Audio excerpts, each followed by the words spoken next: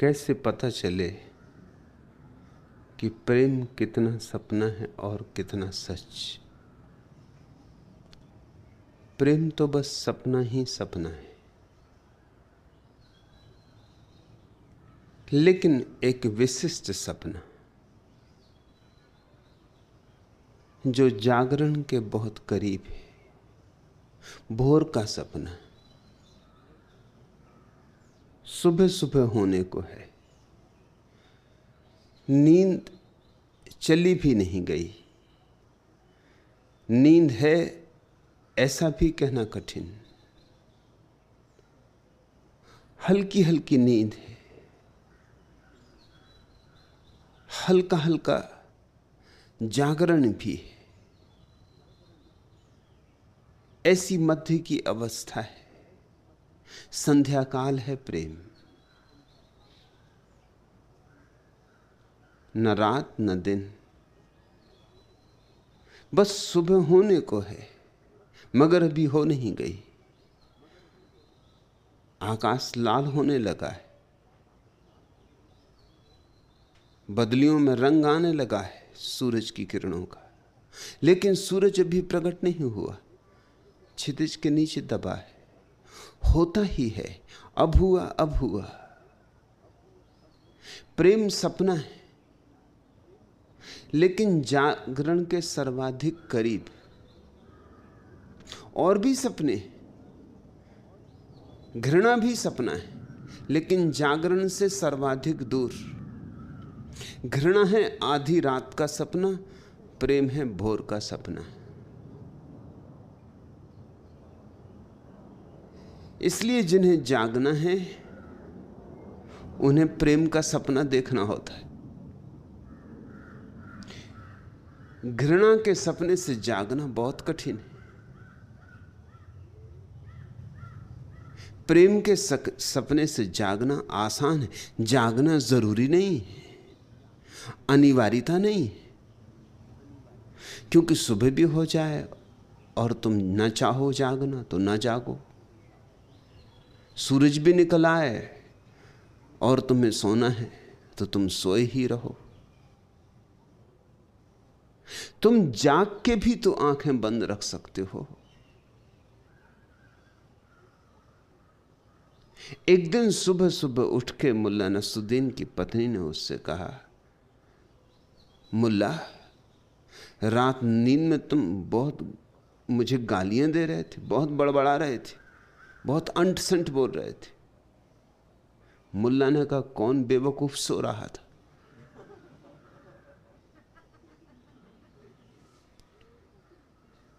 सोए को जगाना तो आसान है, जागे को जगाना बहुत मुश्किल। जागा तो बन के पड़ा है, चादर ओढ़ ली, आंख बंद कर ली। जागा तो तय कर लिया है कि जागेगा नहीं।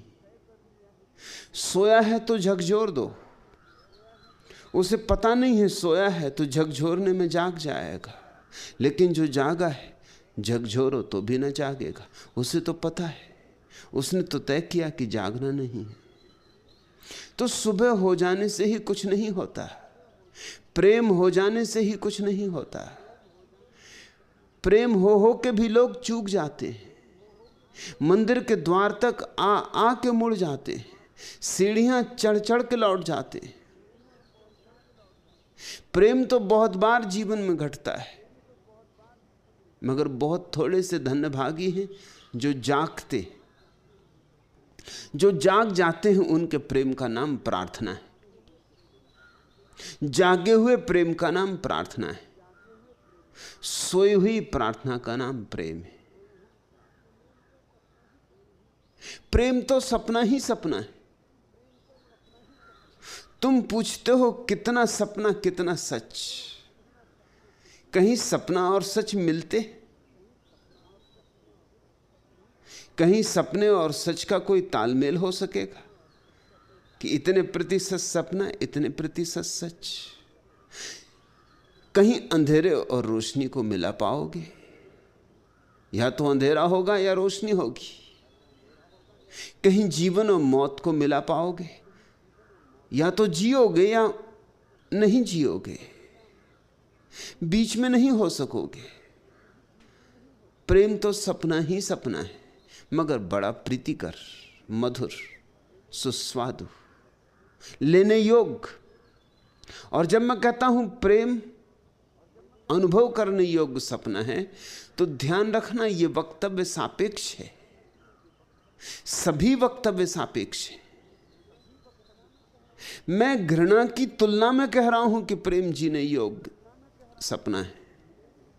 मैं प्रार्थना की तुलना में नहीं कह रहा हूं। प्रार्थना की तुलना में तो जितने जल्दी प्रेम से भी जाग जाओ उतना शुभ।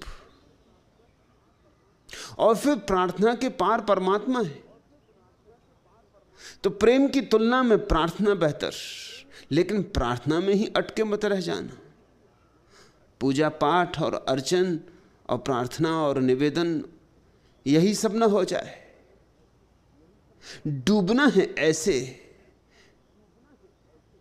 कि प्रार्थी और प्रार्थ्य दो न रह जाएं, कि भक्त और भगवान दो न रह जाएं।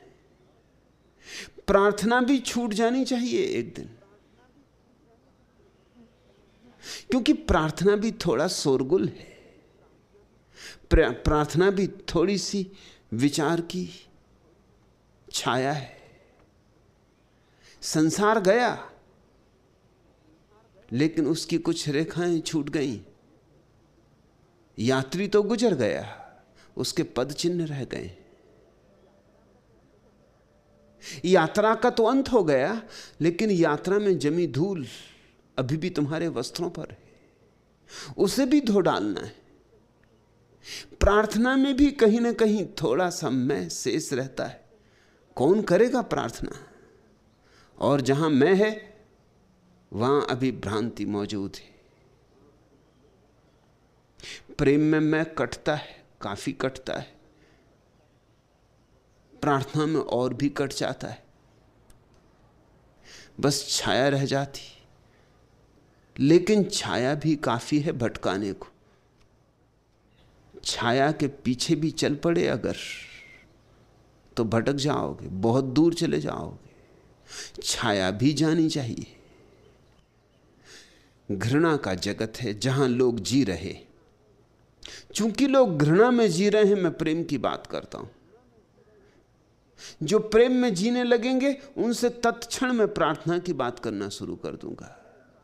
जो प्रार्थना में जीने लगेंगे, उनसे तत्क्षण मैं परमात्मा की बात करना शुरू कर दूंगा। छोड़ते चलना है, तोड़ते चलना है। अतिक्रमण और अतिक्रमण, अंत तो गत्वा, वहां पहुंच जाना है जहां मैं बचे ही ना, वही बचे। तत्वमसि, एक ही बचे, दो न बचे। जहां तक दो हैं वहां तक सपना है। प्रेम करोगे ना किसी को, दो हैं। जैसे घृणा करोगे ना किसी को, तो दो हैं। मगर घृणा जहरीला नाता है और प्रेम बड़ा मधुर, मीठा। प्रार्थना बड़ी अमृतपूर्ण है, पर फिर भी दो हैं, भक्त है और भगवान है। पराकाष्ठा तो तब है जब दुई न रह जाए, जब भक्त और भगवान एक हो जाएं, जब भक्त भगवान हो, जब भगवान भक्त हो। उस परम घड़ी की प्रतीक्षा करो।